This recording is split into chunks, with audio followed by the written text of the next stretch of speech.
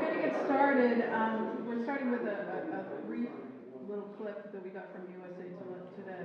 So, you want the lights down? Underneath our feet lie more than 2 million miles of natural gas pipelines, some more than a century old. When those pipes leak or rupture, the consequences can be catastrophic. Since 2010, more than 400 people have been injured in gas accidents. They've led to more than $300 million in property damage, emergency response, repairs, and lost gas. In 2014, USA Today found 85,000 miles of aging cast iron and bare steel gas pipes still operating despite decades of failure warnings. By 2017, 60,000 miles were still in use. So where is our pipeline system failing? In 2010, the Pipeline and Hazardous Materials Safety Administration required local utilities to develop their own pipeline replacement and safety plans. But the Pipeline Safety Agency doesn't inspect those plans, and in many states, the utilities don't have to submit their plans for approval. Some states refuse the USA Today Network's request for copies of those plans. 1968's Natural Gas Pipeline Safety Act allowed the Department of Transportation to set safety standards, but state regulators were tasked with enforcing those standards. Mark McDonald, president of the New England Gas Workers Association, told USA Today, quote, "I've never seen a PHMSA investigator in my entire career, and I worked for the gas company for 25 years. While former administrator of the Pipeline Safety Agency, Cynthia Porterman, counters, quote, "The PHMSA is not big enough to cover all those local and state programs. There just aren't enough bodies to do it." The gas industry has lobbied against additional regulations, arguing needed flexibility to fix unique local problems. Some local utilities say the administration offers well-intentioned fixes to lower risk safety issues, but yet it diverts resources away from higher priorities, like replacing cast iron pipes. Okay, good evening and welcome everyone. My name is Tracy Manzella. I'm the director at CARCS. I'd like to begin by thanking Senator Mark Pacheco and Senator Paul Feeney, Representative Jim Hawkins, for attending, and thank you to our attending public officials in the audience. Please stand if you would. Jerry, Selectman Schwab, Selectman Badnays. I haven't checked the list in the back. Selectman Perry, I see you in the audience. Have I missed him? Yeah, I see you, Selectman Perry. Okay. All right, so thank you very much for coming. Practicalities first. Please power off your phones. The bathrooms are through the double doors and to your left. Everyone should have already signed in. If you haven't, make sure you do before you go. Everyone should have 3 items in their hands: the bright yellow postcard, the info sheet for the future bill, and a blank index card. The yellow postcard is our action item for tonight. And we're asking you to sign and deposit that in the box at the rear of the room. If you want to take time thinking about it, you can put a stamp on it and mail it from home. The index card is for jotting down your questions tonight, and we're giving ample time for questions. So at the finish of Kathleen and Kathleen's presentation, please stay seated. The event is not over. We'll collect your questions, and Bob will be heading up our Q&A. The future info sheet refers to that yellow postcard, and it's giving you as much information as you can get onto both sides of one page. If you don't have these items, just raise your hand and we'll get them to you.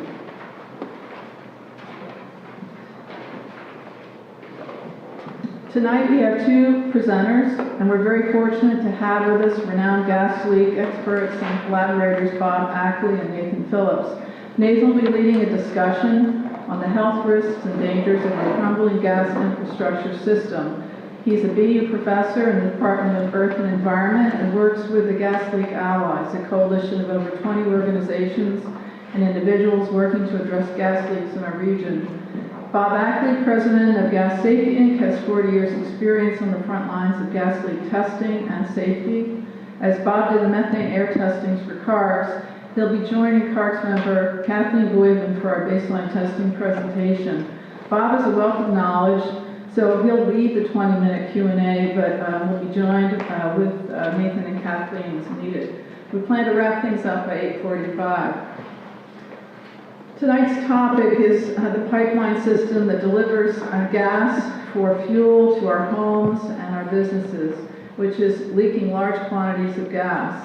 Our goal tonight is to inform residents about the problems with natural gas and to inspire civic action.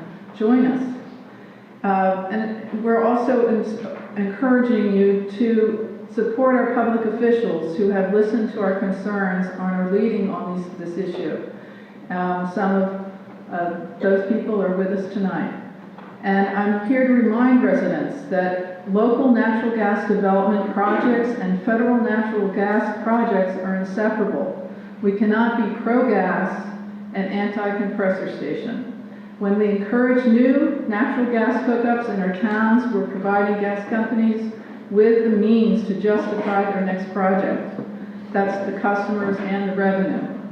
And finally, I'd like to commend everyone in this room for attending tonight's forum. This isn't a sexy topic, but it's an important one. So please, a round of applause for you, the audience, and please welcome to the stage Senator Paul Feeney and Mark Pacheco.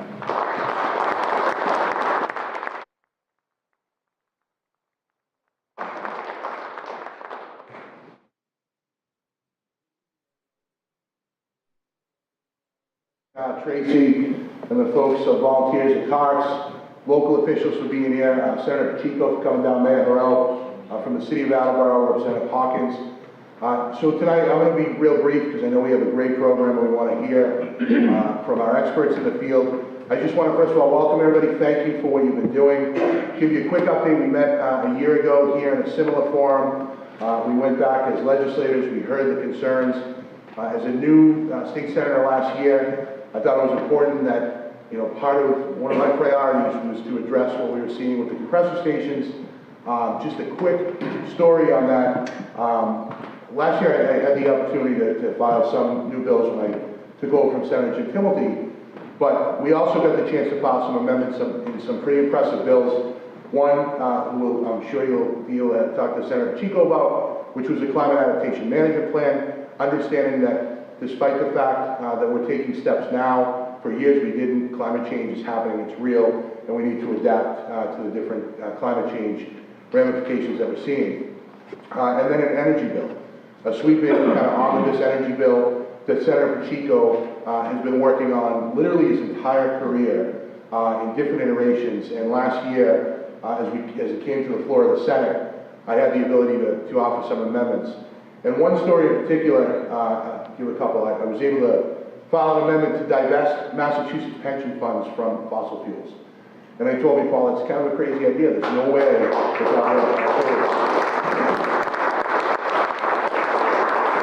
if we're serious about this, and we're serious on a local level, on a state level, on a national level, let's put our money where our mouth is. Let's put our money where our mouth is and send a message to the Commonwealth of Massachusetts that we will not invest any more of our funds in fossil fuels. And the second piece to that, I was approached by Senator Pat O'Connor, who many of you met last year, who represents the town of Weymouth. And we all know dealing with the compressor station up there, the lift station. And Senator O'Connor came to me and he said, Paul, we get this amendment. We want to talk about that we restrict the siting of compressor stations in our communities. Now we know, because all of you have been part of this fight for a long time, they'll tell you you have no authority, you're preempted by FERC, it's a federal issue. But for us as state officials, we said, well, we're going to push this and we're going to make sure that we put some restrictive siting language in on compressor stations. And I went to Senator Mark Pacheco. And Senator Pacheco, now, a lot of times when you have these big bills, there's pride of authorship. Senator Pacheco looked at me and he said, not only will I support you in it, it's the right thing to do, you absolutely should do it. We got it passed in the Senate that night. Unfortunately, it didn't make it over the finish line of the final bill. But I just want to commend Senator Pacheco for seeing how important that was, even in his own bill, seeing how important it was for us to put that in there. I do have a couple of bills which I'll talk to you about later on tonight, casually. I did file a bill this year, Senate Bill 1965, which says simply that if we're gonna have gas pipelines through Massachusetts, the gas has to be used here in Massachusetts. So if you're gonna continue to make the case that we need more natural gas capacity, well then don't tell me that and then ship the gas somewhere else. The second piece, Senate Bill 1966, we heard about the lack of regulatory enforcement along these pipelines. A bill that I filed would basically create an oversight board that would ensure that we're sending people out to inspect these gas leaks, to make sure that we're inspecting the work that's being done, and a final bill that would put gas pipeline work under the state's prevailing wage law so that we know who is actually working, these contractors working on these pipelines throughout the Commonwealth of Massachusetts. So continue on with the work. I'm thrilled to have Senator Pacheco here with us tonight, and I ask you to give him a warm welcome. Senator Pacheco. It was pointed out to me that I didn't acknowledge Mayor Harrell, so he is here in the house. Thank you very much, Tracy. Good evening, everybody. This is like church, you know. Good evening, everybody. Amen. Let me just begin by just saying how pleased I was coming in tonight and seeing so many people from the area that remembered when I, many years ago, represented Rehoboth in the Senate. I had Rehoboth in the CARCS, and I had told Senator Feeney that he will love representing these communities, and I've got to tell you, I've had the opportunity to work with him now for this last few years, and he has just been an outstanding public official. Anytime he shows up at a meeting, or he takes the floor, or he's involved in an issue, he knows the issue inside and out. And that's what I respect about governmental leaders that I've served with. Those people that actually do their homework, show up, and are not going to back down, but move forward in trying to get accomplished what they're there to do. So I want to thank you, Paul, for your service, and thank you for giving me permission to come into your district tonight.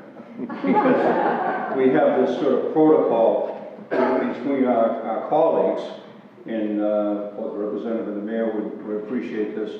I had received, Tracy had reached out, and the organization had reached out a couple of times for me to come and just give a little update as to what we're doing at the State House with climate legislation in general, and gas, in particular. And I had hesitated about coming in because, the location is no longer in my district. And so I called Paul and said, I've been asked to come over, I'll come over, it's close enough, but I just want to make sure it's okay. He says, you better be there. I said, okay. Yeah. So anyway, let me just say that by way of introduction, for those of you that don't know me, now I am the Dean of the Massachusetts Senate. That means I've been there for a long time. And some people may think it's too long. But I am very proud of my service there. And one of the things that I'm most proud of is that I am the founding chair of the Global Warming and Climate Change Committee in the Massachusetts Senate. Why am I proud of that? I'm proud of it because it was the very first committee on climate change in the United States of America, in any state in the United States. And so that's why I'm proud of it, because we get out there very early, tried to have statewide hearings, tried to get people's opinions on what we needed to do. And back then, I'm talking about back in 2006, 2007, 2008, when we finally passed comprehensive legislation in 2008 that gave us the Global Warming Solutions Act that we have on the books of the Commonwealth today, that gave us the Green Communities Act, that provides incentives for clean energy in Massachusetts, that gave us the Green Jobs Bill, and the list goes on in terms of the initiatives that we passed, because at the time, we had a speaker, a Senate president, and a governor that were all on the same page in terms of embracing a clean energy future for the Commonwealth of Massachusetts. And back then, I had so many people tell me, Pacheco, you're going to ruin our economy. You know, we're going to lose thousands and thousands of jobs. We're not going to be able to do this. It doesn't make any sense. We're not going to lower greenhouse gas emissions. We're just going to lose jobs. That's what I heard over and over and over again. And I didn't have any numbers from Massachusetts to prove anything to anybody that was critical back then. But today, fortunately, I do. As a result of the legislation that we passed, today we have close to 110,000 private sector clean energy jobs in the Commonwealth of Massachusetts. We created new jobs, and a disproportionate share of them are right here in southeastern Massachusetts. We also lowered greenhouse gas emissions, not had them continue to go up, but brought them down.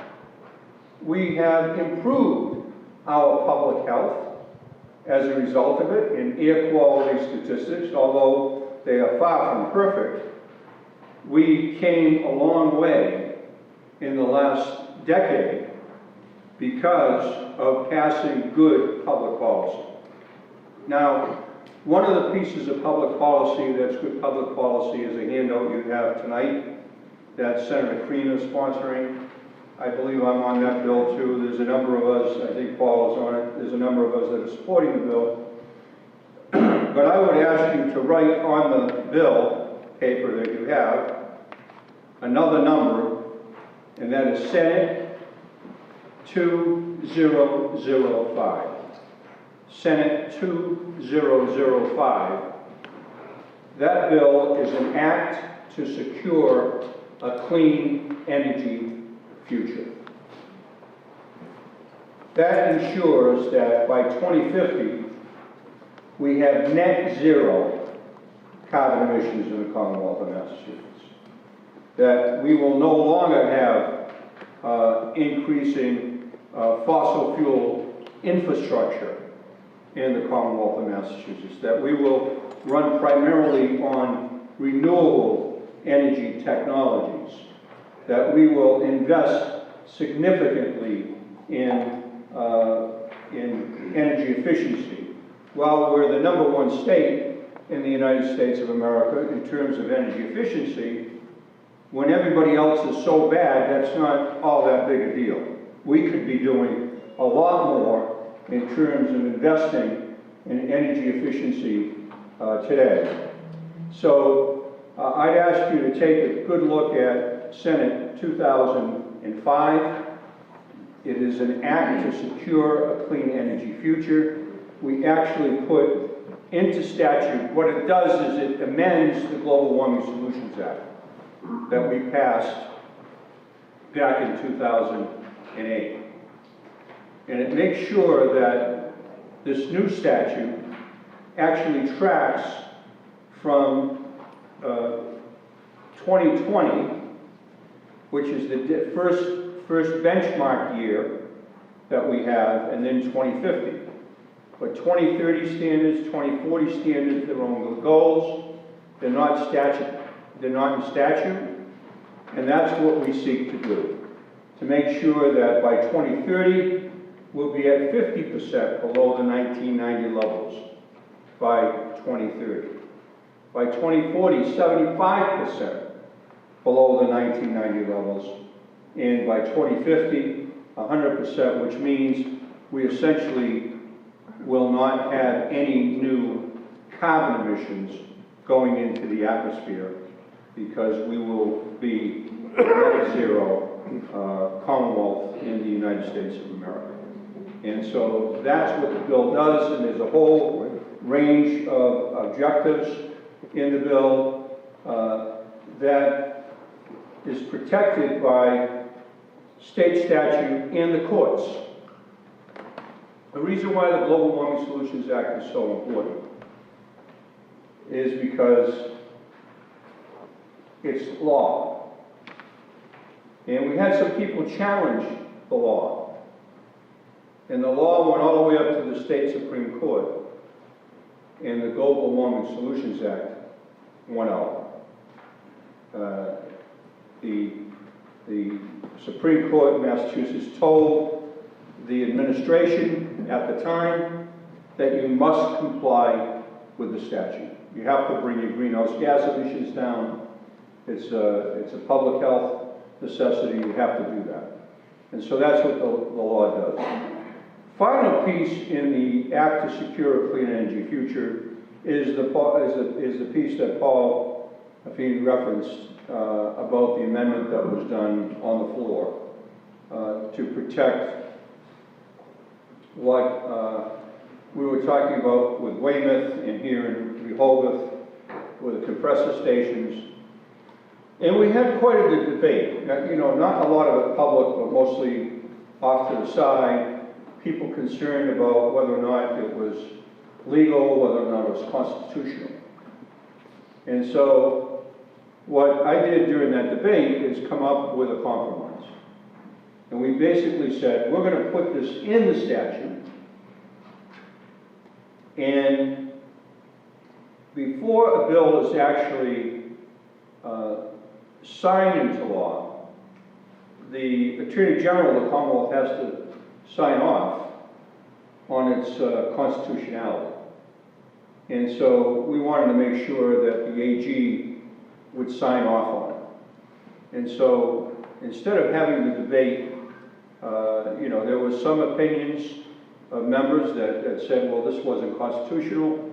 FERC has the, you know, overriding, you know, point of view here, that their point of view is, that's it, whatever they say goes. And we disagree. We believe that there are sections around air quality and other things that could be legislated. And so we came up with this compromise and said, well, we're gonna make sure that we restrict where these compressor stations are sited, and we can put those restrictions on as long as it's signed off and approved to be constitutional with the AG. That language that we passed, by the way, unanimously, yes, all the Republicans and all the Democrats unanimously passed a comprehensive climate bill here in Massachusetts in the Senate. Unfortunately, it did not get to the governor's desk because the House did not embrace the bill that we passed. What I'm telling you is an act to secure a clean energy future is substantially similar to the bill that we passed unanimously with a couple of changes. One of those is, instead of 80% below the 1990 levels by 2050, it says 100. So we actually improved the statute. And who's the co-sponsor of that bill? The minority leader in the Senate, Bruce Todd from Gloucester. So we have Senator Feeney, myself, the minority leader, and a couple of the other Republican senators. And I believe in total right now we have over 30 senators that have co-sponsored that bill. So what I would urge your organization to do the same type of thing on that bill that you're doing with the bill you're talking about tonight, because your issue is part of that bill. The language, the best language I think that we're going to get out of, the legislature on this, is already in the bill that we passed last year. And so we're saying, let's try to get this on the floor of the Senate again this year. Let's get it passed.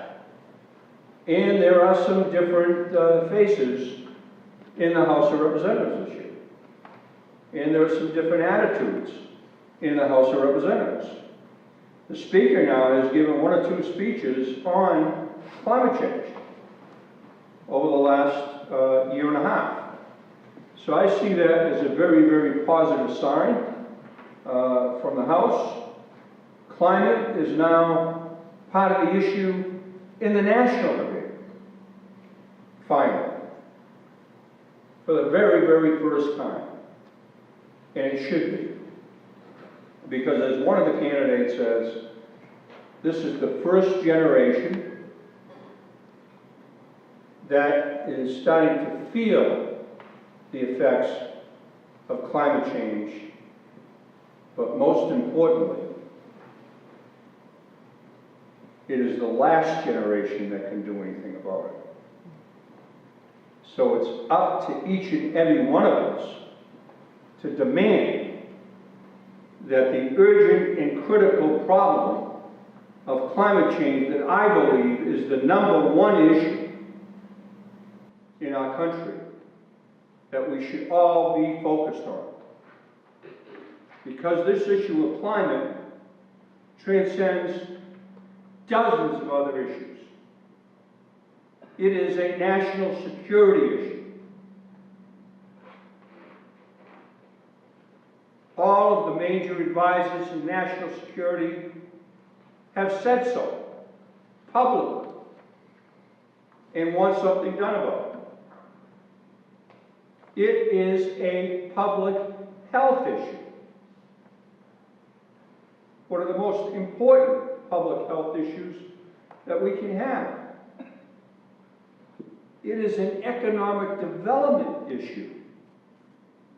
It is the issue that when we solve this problem, we can create millions of new jobs and formulate an economy that will just be outstanding for the 21st century. So it impacts national security, public health, the economy. It is a very, very important issue. And dealing with this issue, in my opinion, the issue of gas and gas compression stations, gas is no longer a bridge fuel, in my opinion. It was a bridge fuel 20 years ago. We only have about 10 or 11 years left to straighten this issue out with climate. So we can't, we've just got to move forward and embrace all the technologies that are already there. We don't need to invent any new technologies, although they're being invented every day of the week. The only thing we need right now, and everybody here knows this to be true, is political will. We just have to have the votes to get done what should be done, what needs to be done for this generation and for future generations of America and the world. So I thank you.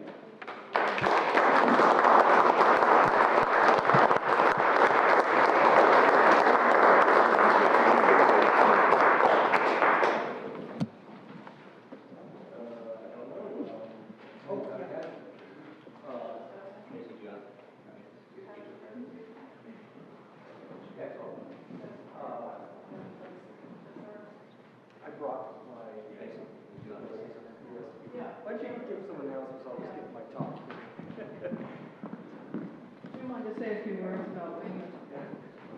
Weymouth and the two senators that are with us. I believe I co-sponsored every one of Senator Feeney's bills that he mentioned. And I'm on the TUE committee, which is telecommunications, utilities, and energy. And I was on the panel with Senator Pacheco when both of the gas company hearings. And what they say safety first, which is not quite true. The other thing that I've been active in besides in the State House is joining forces with the Weymouth Compression Station people. We realized when the governor approved the air quality permit about a month ago that something very bad was happening, and a group of people, you people in CARCS were so dedicated. We went up there and stood at their rally, and I've since joined forces with them. I go to their meetings as well. I've worked with them in the State House. They have protests going on in the governor's office, and I'm trying to be part of all of those, because together we need all of us to work on this. We're fighting a very powerful industry, so kudos to all of you for what you do, and count me in as part of the action. Thank you.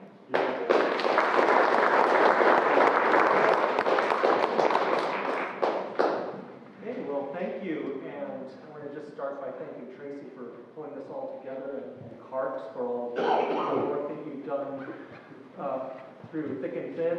I know it seems to maybe have abated now, but these things can come back, so your vigilance is really important. So thank you for doing that, and the senators and Representative Hawkins and the mayor for your leadership on clean energy. It's really inspiring. So I'm going to give you a bit of a fire hose of information here, but it's a fast primer on gas leaks. And I like this thing that this colleague of mine in Lund, Sweden, she put together, Professor Kim Nicholas, a little primer on climate change, 5 points. And I figured that same framework works pretty well for gas leaks. Gas leaks 101. It's leaking and it's warming. It's our old pipes. We're sure about that. It's a bad situation and we can fix it. So, are you controlling? So next slide, please. And so this all started for me actually about 2 years prior to this publication in Boston, when I met this gentleman on the streets of Newton, where I live, and he was investigating gas leaks. I'm a tree physiologist, and I found out from Bob Ackley that gas leaks kill trees. That's what hooked me into this. And then I realized that I had this accidental toolkit, because I had been studying greenhouse gases and how water moves through trees and how carbon dioxide and other gases are moving through forests. So I had the toolkit to help to address this question. And from that chance meeting with Bob in 2009 or 10, I can't remember, we then got some funding and mapped all of the gas leaks in Boston. And we mapped 3,356 individual gas leaks in Boston. And what we realized, 3,356 gas leaks in Boston. If I were to guess, I'd say there's still around 3,000 gas leaks in Boston today, maybe even more. So this was something that we realized the only people who knew about this were the people in the industry, and they knew about it for decades. You and I, we didn't know about it. We'd hear anecdotes by people who would be saying, oh yeah, I almost smell a gas leak here or there. But until a map is shown where everyone can see everything, no one really knows the scope of it. So from that to the next slide, oh, and just these numbers here. The background ambient level of methane in our atmosphere is a little bit under 2.0 parts per million. Even that level is the new normal, because 150 years ago, it was like less than 1 part per million. It's grown globally faster than CO2 has relative to its pre-industrial baseline. But even with that little under 2 part per million background, these are the values, some of the values that we saw, 14, 22 parts per million in the air that people would be walking through, on streets and sidewalks. Next slide. And so this was the paper that we published, Bob Ackley, myself, and others, that showed those 3,356 leaks. Next slide. And we then found that this is not confined to Boston or even greater Boston. This is across the eastern seaboard. Whether we found over 6,000 leaks in the Washington, D.C. area. I say we. He was the person that mapped all of these leaks. Next slide. to Manhattan, Durham, North Carolina, Cincinnati. So we found that, and some towns and cities do better than others, and it's related to how diligent they've been fixing their leaks and the age of their infrastructure. Next slide. And it's our old pipes, we're sure of it. Here's where I live in Newton, right up here somewhere, and there's a lot going on here, but you can see some of these things you might not be able to see. 1924, that's a pipe there. Here's another 1924. 1923, 24-inch cast iron, 22 TSAG, 1926. So these are cast iron pipes that some of them go back in certain parts of the city to before 1900. It's old pipeline infrastructure. Let's see, how do I don't know what I'm doing.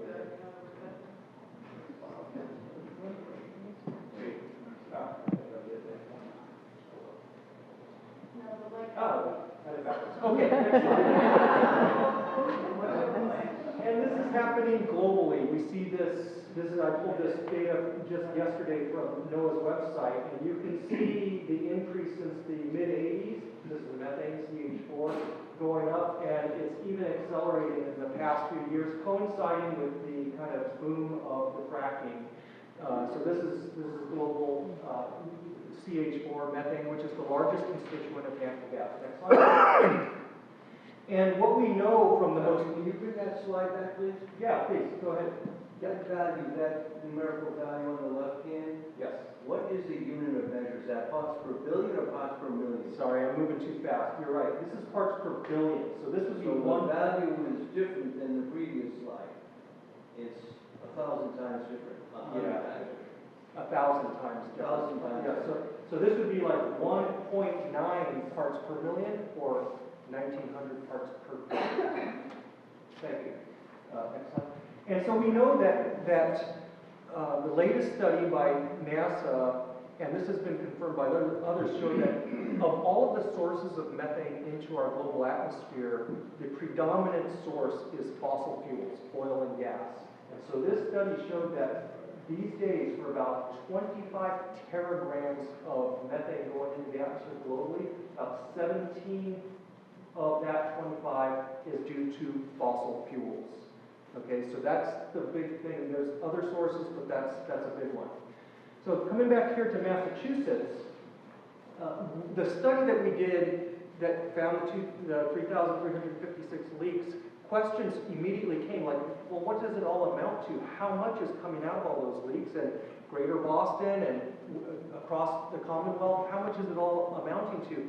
So a follow-up study that we did used sensors on the top of buildings. So we're using the integrating power of the atmosphere itself to tell us how much is coming out, and we estimated about 2.7% of the gas that's delivered into the Commonwealth is leaked into the atmosphere. 2.7% doesn't sound like maybe a lot of the leaks rate, but because methane is like a greenhouse gas on steroids, it's dozens of times more powerful than CO2. It has an outsized effect on climate warming and climate pollution, so that 2.7% leak rate amounts to about 10% of the Commonwealth's entire greenhouse gas emissions inventory from all sectors. Okay, so it ends up being a big deal. And I wanted to just show that our numbers from the study that we performed that got that 2.7 leak rate are not tremendously different from industry's own figures. So the gas utilities have to report to the federal government every year how much they've lost and can't account for gas. And within that black box of what's called lost and unaccounted for gas, there's a part of it that's called natural gas pipeline and distribution use, which they say is defined as known volumes of natural gas that were the result of leaks, damage, accidents, migration, and or blowdowns. And you can see here that these values here they've increased over time, and these values are 1 million cubic feet of natural gas, but that ends up being, for the most recent year, 2017, it's about 1.9% of the total amount of gas delivered. So we got 2.7% in our study. Industry's own numbers are of the same order of magnitude. That 1.9% that they're reporting would be about 7% of Massachusetts greenhouse gas emissions inventory. Now, some of that, we're not sure all of that is leaked, so we have to find out a little bit more about that, but the order of magnitude of the estimates is about the same. Next slide. Bringing this down to more locally, the utilities, as a result of the 2014 law that was passed in Massachusetts, required the utilities to be more transparent about the leaks. And so now every year they have to report where the leaks are. And so Attleboro, as of December 31st of last year, is reporting 68 leaks. Seekonk is reporting 23 leaks. I think Rehoboth had 2 leaks, and I'm not showing that here. You have to take these a little bit with a grain of salt. We found out that the utility reported leaks are sometimes not where they say they are, and sometimes we find leaks where we actually find a lot of leaks where they have not found leaks themselves. But that's the state of what they're reporting. Next slide. And I want to now take this to another level, because most of the work that I've been involved in up until recently has been with all of these pipelines that are running under our streets and sidewalks that have these problems. But then, as we saw on September 13th of last year, you can have these large gas system failures like what happened in Merrimack Valley with the collapse there. You all know about what happened there. And so next slide. But we're just starting to realize that these events, there's been a lot of rolling of the dice, and there's been things that had the potential to have serious, large-scale consequences that we got lucky. We really got fortunate. This article was published this February of this year by Ali Jarmani that showed that Columbia Gas was fined only after the Merrimack Valley incident for also these overpressurization events. Hit the sliding forward button. So I just want to say that to show you that, in fact, in Taunton, there was a pressure surge for 27 minutes after an equipment failure, and these are at least above 15% of maximum operating pressure, and they don't have to report however much it went beyond that. They just have to say it went over like 15%. So we don't even know some of the things that have happened, but there were 5 such overpressurization incidents with Columbia Gas in the last few years. So these are very, very concerning types of things that connect what's happening at high pressure systems to the low pressure systems that are running to our streets, to our homes, basically. Next slide. And here we are. Here's the 3 towns of Attleboro, Seekonk, and Rehoboth right in here. And this is all Columbia Gas territory. There's a little bit here on the neighboring communities that are Liberty utilities. So this is the service provider that, same as Merrimack Valley, down here as well, having some concerning overpressurization incidents. Next slide, please. To really solidify that these system-level problems are happening. We're seeing them. So you might have heard about Quidneck Island in January, right? Rhode Island, 7,100 customers without gas in the middle of winter. Very, very concerning situation. And one single valve. Does anyone know where that valve failed? It was Weymouth, where the valve failed. And so no one really would have guessed that, and it's still unconfirmed. This is what National Grid is saying. It must have been a valve in Weymouth that was owned by Enbridge that failed, that led to that collapse. And so we have this happening very recently. Next slide, please. And I'm sorry, I have to rub it in a little bit here. This is Weymouth, and this is the location at which that valve failed. And this, to me, gives you an indication of the seriousness with which Enbridge is taking safety. This is the log on the site, that the current site of their metering and regulating station that will be right adjacent and connected with the compressor station that is being proposed to be put in Weymouth. It was Spectra, as you know, and it's been bought out by Enbridge.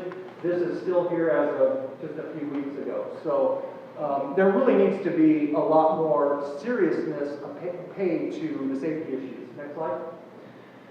And just, I want to kind of close out here talking about some of the health issues that are involved. So Bob and I went out to Southern California in late 2015. It was the biggest gas leak. It was like the Deepwater Horizon oil leak, but for gas.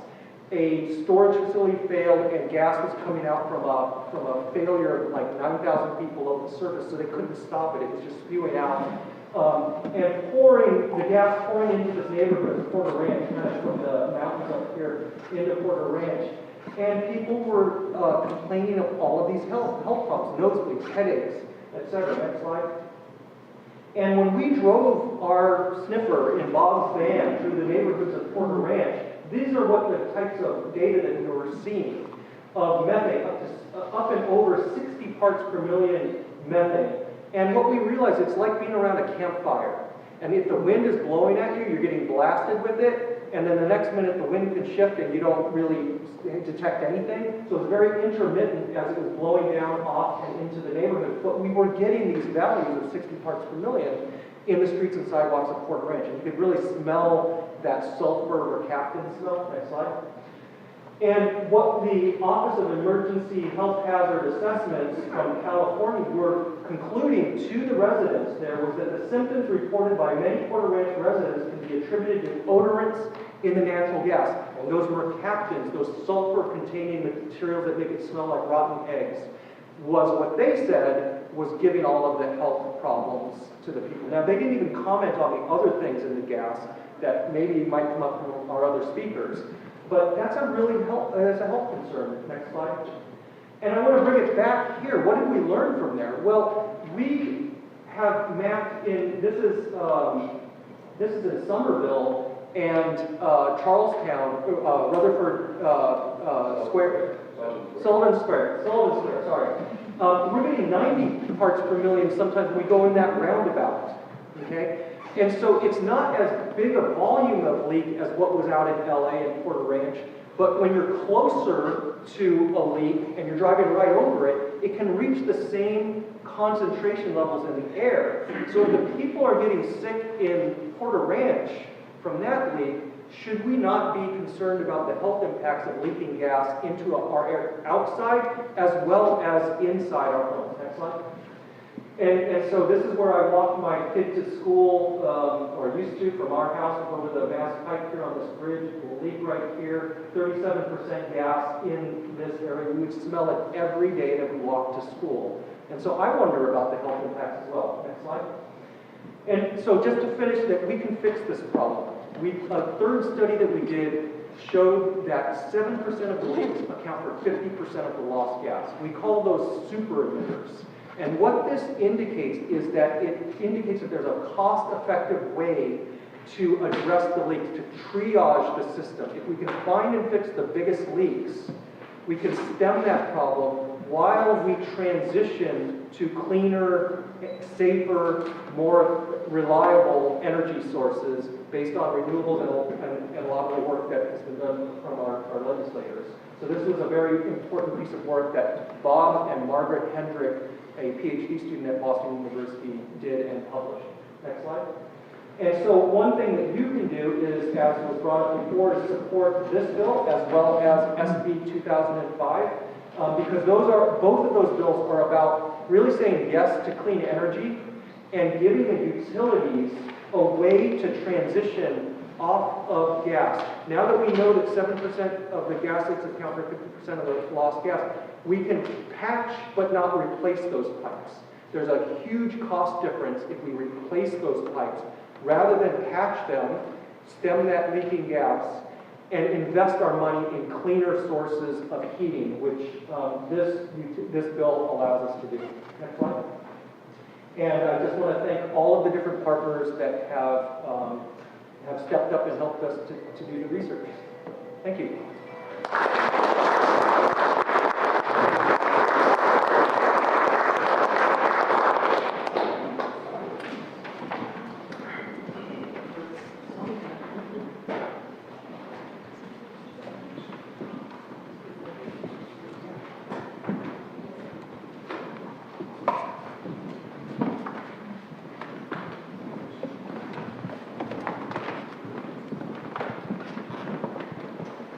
Okay, so I'm going to go over the baseline testing that we did in 2018 that we at CARCS did, but I'd like to start with a brief overview. So CARCS formed in response to Spectra Energy's Access Northeast project, and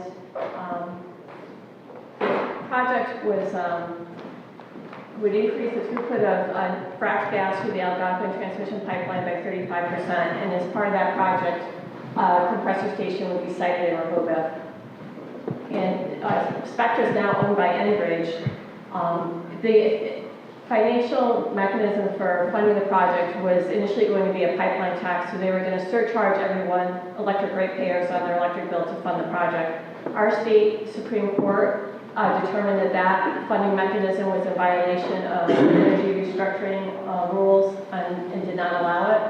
So because of funding issues, they withdrew the project from FERC in June of 2017. So a lot of people will ask us, like, why are you guys still working on this? Why are you concerned about it? This project's dead, it's over with. But it really isn't.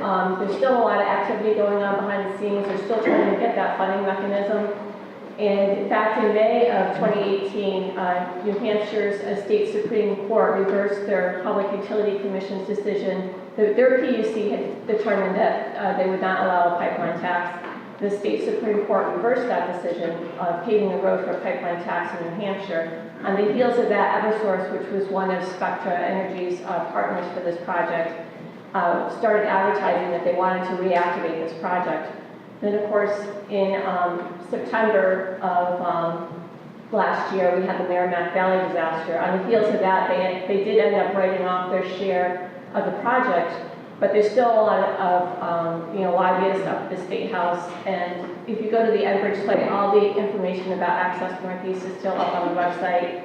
And this quote comes directly from their website. So essentially what they're saying is when the states achieve alignment in the form of uniform energy policy, supporting natural gas infrastructure for electric reliability, the project's partners remain able and committed to bringing Access Northeast to New England consumers. So that's why we at CARCS are still doing everything that we can. We're using, in case this project is reactivated, what we're doing right now is focusing on baseline testing, so that if the worst case scenario happened and they reactivated the project and then we did end up with a compressor station and did have issues, that we would have baseline data showing that we didn't have these issues prior to the infrastructure going into place.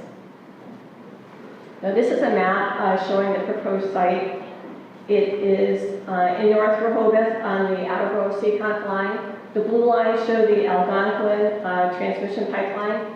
And the reason this site is preferable to them is they have access to the intersection of two major pipelines, the G5 and the G1. And then in Attleboro, on the border, we've got the Ponset Hewitt Fields, athletic fields where the Attleboro children play sports very close by. And we also have two of Attleboro schools within fairly close proximity to that site. And if the project did go through, it would be a 10,320 horsepower compressor.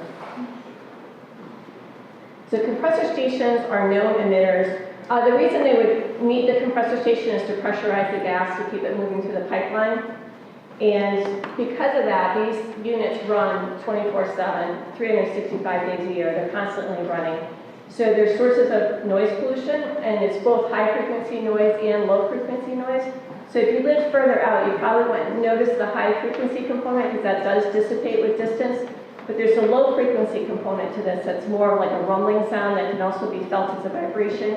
And that can bother people as far as 5 miles away. And we know that from studies that have been done, and also from our friends at Burrville that have come here and said that people that far away can hear the compressor station.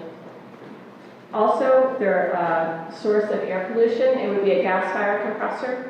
So there would be the pollutants from burning the methane to run the compressor. So it would be nitrogen oxides, particulate matter, carbon monoxide, volatile organic compounds, hazardous air pollutants. Some of the common pollutants from natural gas or fracked gas are the BTEX chemicals, so it's benzene, toluene, ethylbenzene, xylene. A lot of those are known to cause cancer.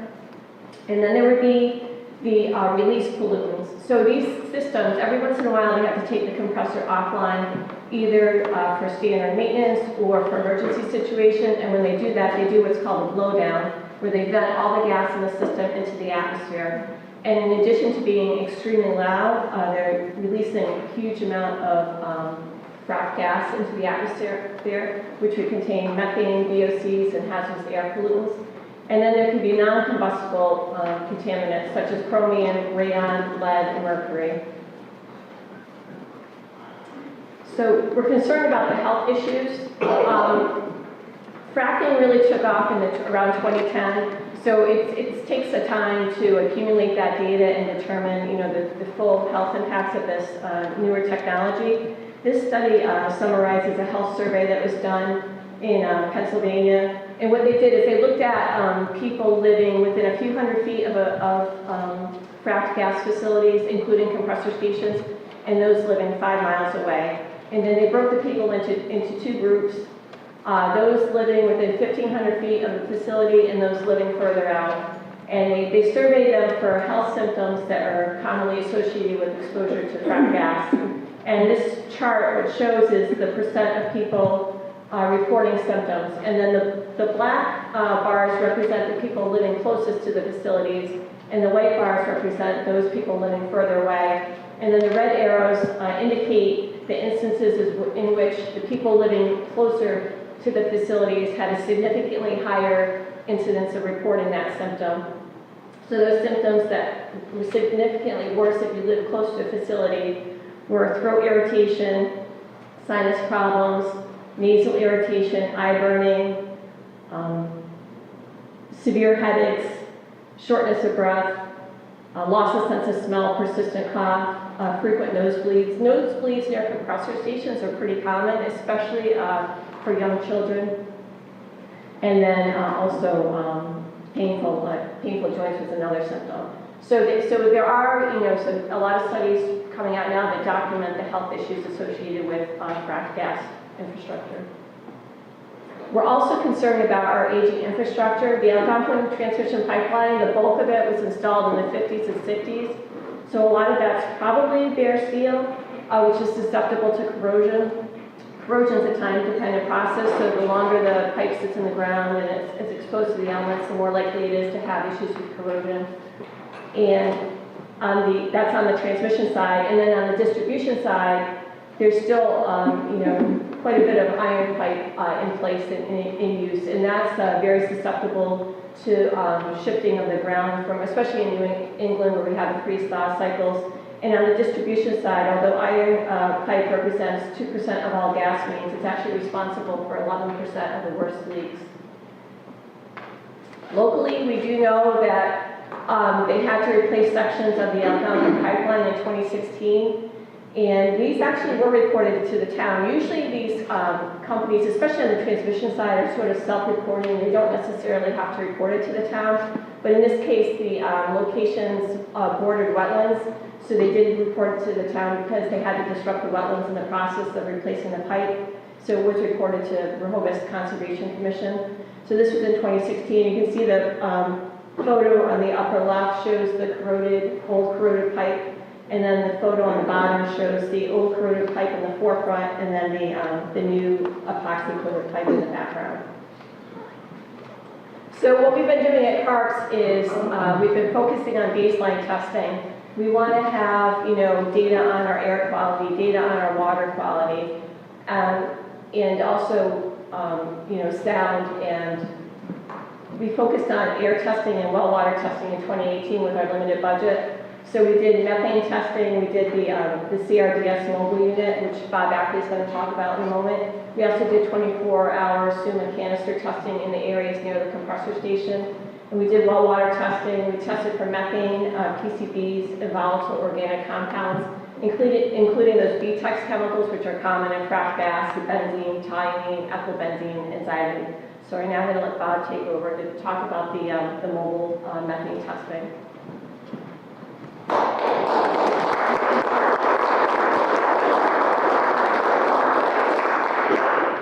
Hey, just want to thank the senators and reps and these guys coming. It's really important And everybody here should be really lucky to have Tracy and Doug and Kathy and the rest of CARCS, because I'm telling you, people around here don't know some of the things that I've seen out in Pennsylvania, where we did a paper on 5 compressor stations on the Marcellus Shale and the Dimmock area. And what was really wonderful was the equipment that I've gotten with Nathan and the work I've done out there looking at methane. And Kathleen's slide a few minutes ago showing all the components that are in those emissions are very, very important to, I think, everybody here. And they were very important to people in Pennsylvania, but they gave up. They're really in a bad spot. I went around with a gentleman named Frank Finnan around many compressor stations monitoring them. And what we would do is, I had the methane analyzer that I'll explain to you in a minute that's just so fantastic, and he had a particulate matter meter. And what we did was we used the methane trace to find the particulate matter. And I learned this from Frank, that the particulate matter is very, very fine. And that's very, very dangerous. I'm not a doctor, but what you're getting from these compressor stations is the particulate matter and the methane that can be very hazardous. And you saw all the benzene, toluene, xylene, and everything else that's in it. So you're lucky, again, to have these people to let you know. So I'm Bob, and I met Nathan testing trees. I started out testing, trying to protect trees in the Commonwealth because I knew that gas was killing trees. That's how we found gas leaks, looking at vegetation. And a tree guy moved into my neighborhood and rode me for 10 years to start telling people that gas was killing trees. And we knew that this was a major greenhouse gas issue back in the 90s. With all these gas leaks coming out of the systems. And, but I had 4 kids and I stayed with the gas company. I worked doing gas leak compliance for all the gas companies in the Northeast, probably the Eastern Seaboard. So I couldn't really get away from that. But this equipment, I met Nathan while I was testing trees in Newton with his son, and he had one of these pieces of equipment on his roof, monitoring the methane in the atmosphere 24 hours a day, 7 days a week with Picaro. And what Eric Clausen did from Picaro, he came up and saw all these gas leaks that I showed him with our industry equipment and said, well, wow, I can take a GPS unit, stick it on the analyzer, and we can run the analyzer, which runs off 110 AC. We can put an inverter in the car, put a GPS unit in, put a timestamp on, we can even put an anemometer on, we can ride around like a map entire cities. And that's what you saw, what we did. And opened up first with Boston and then to Washington, D.C. So here, that's me, in case you didn't know. I lost that. I went to the other one, and there we go. So this has a screen here, and it's got all this equipment. Is my van. I don't know what's, let's go to the next slide and we can show it. I explained to you, we just basically drive down the street. We have an air sample that comes in. And a laser beam is shot through it and gives us the methane concentrations in parts per billion. That's every second, puts a timestamp and GPS stamp with it. So what we can do is we can go right around the site, and this is what I did in Pennsylvania, in many places in upstate New York. If the compressor station was here, I try to go right around the entire area, because the wind can change and you want to see what the emissions are, and we try to find that plume. The one you saw up on Porter Ranch, Nathan was talking about up in the Susanna Mountains. One day we didn't find the plume went away. Well, I drove 40 miles around up to Santa Rosa, I think it was, and found the plume was coming over the Susanna Mountains, coming on the entire neighborhood north of the Susanna Mountains. So when the gas is emitting from these places, the particulate matter, if it's not coming towards you, it's going towards somebody else, because it's constant. So we did carpentry here. This equipment is amazing. You can find the minutest change in the methane, in the ambient methane. And when I started this, I have data that shows the ambient methane around 1.87 parts per million. We're now, very rarely do I see below 1.95.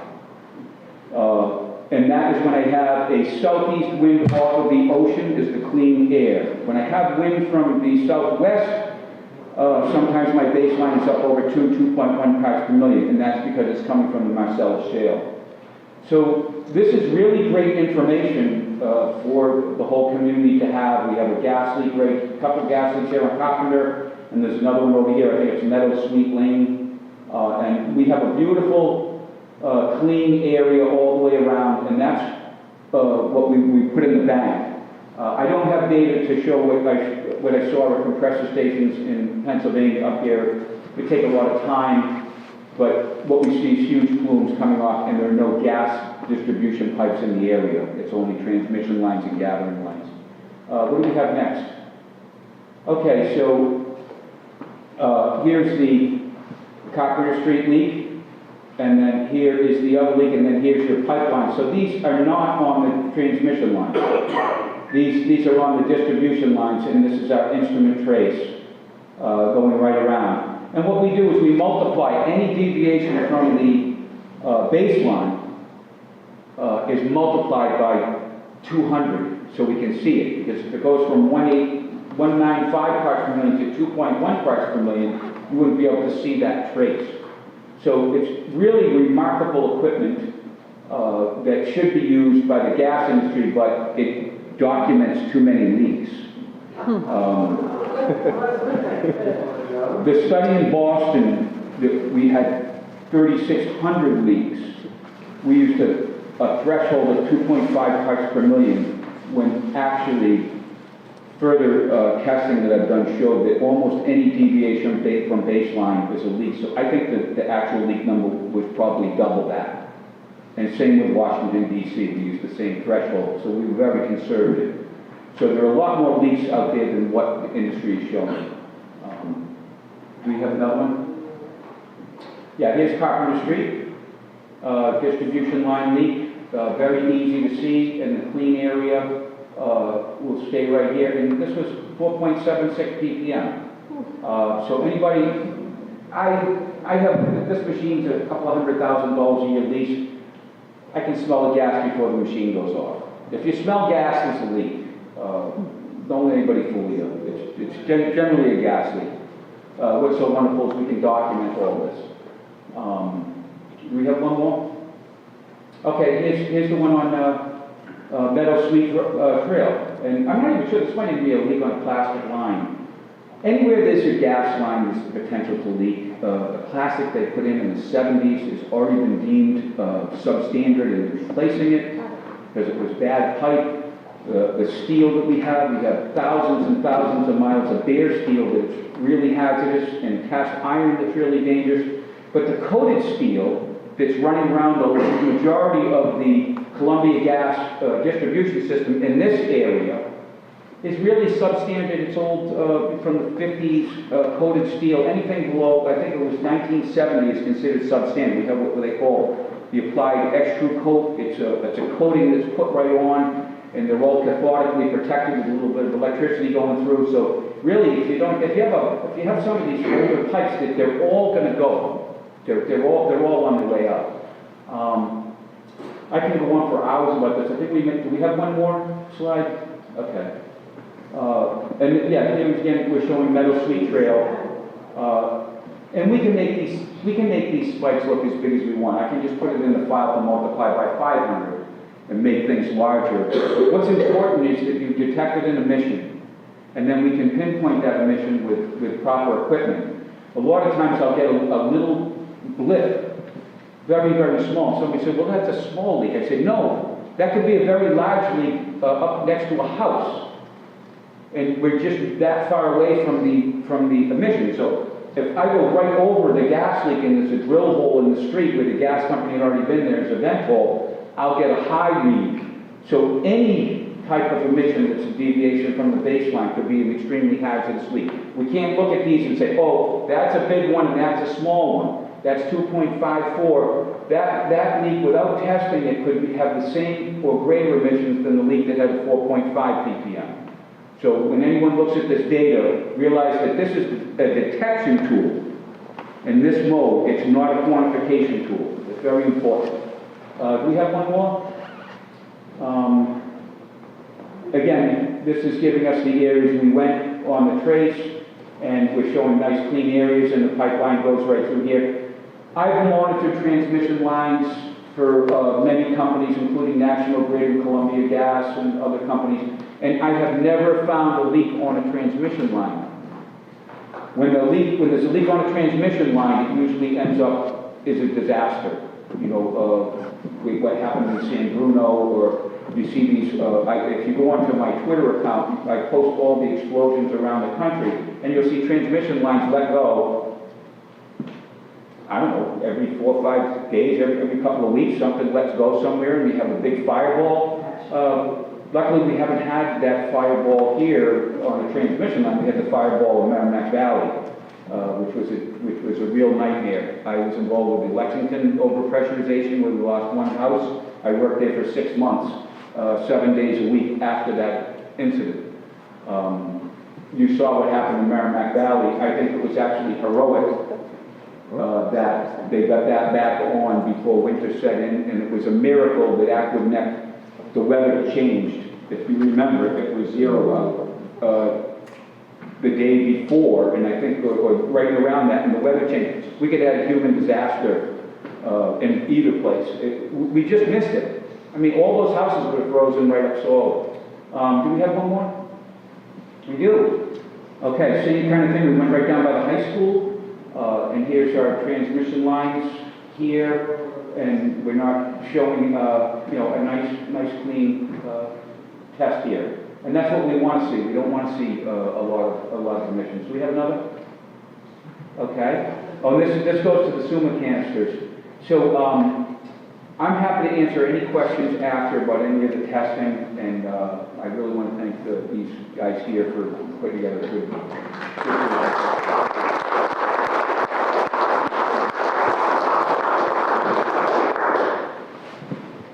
Okay, so this slide shows the area where we tested with the SUMA canisters. So what we did is we picked 4 locations around the proposed compressor station site, north, south, east, and west of the site. And we did have the canisters certified. These canisters are very expensive, so they do get reused for testing. So we had the certification done. The certification verifies that the canister was clean and did not contain any contamination prior to us taking our samples. And then we put the canisters in place in the areas around the site, collected it for 24 hours, and then sent it to the lab, and had the air samples tested for VOCs. We really didn't find too much. We just found kind of like very low levels of acetone, carbon tetrachloride, and ethanol. But the level, excuse me, the levels were considered normal baseline level, background levels.